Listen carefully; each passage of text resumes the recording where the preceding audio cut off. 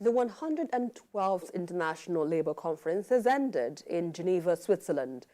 At the conference, Nigeria handed over the governing board chairmanship to South Korea after serving for a year.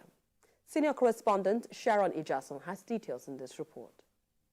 The 112th Conference of the International Labour Organization, ILO, has ended.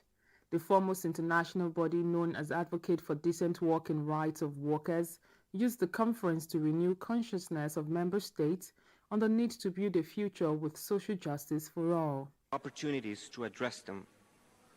This is why the Director General's new initiative, the Global Coalition for Social Justice, could not have come at a better time. It is heartening that over 280 actors and stakeholders across the board recognize the need for change and join forces to advance a more equitable future for workers around the world. Addressing member countries at the 350th session of the ILO governing body meeting, Nigerian Ambassador to the United Nations in Geneva, Switzerland, Richard Adejola, spoke about the changing demographics in the world of work.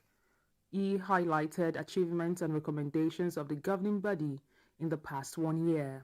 Having worked closely with the ILO, I am bold to appreciate the high standards and professionalism with which this international body conducts itself around the world. Is indicative of the need to redouble our creative efforts on infusion of AI and digitalization to our benefit. Thankfully, ILO is taking necessary bold steps to promote this language of the future.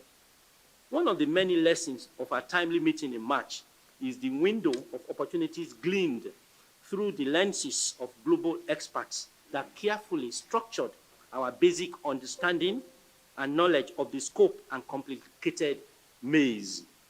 Such a head start is necessary as we take on new challenges that define our future and those of generations after us. At the session, Nigeria handed over to South Korea as the chair of the ILO governing board after the election of the officers who will serve from June 2024 to 2025.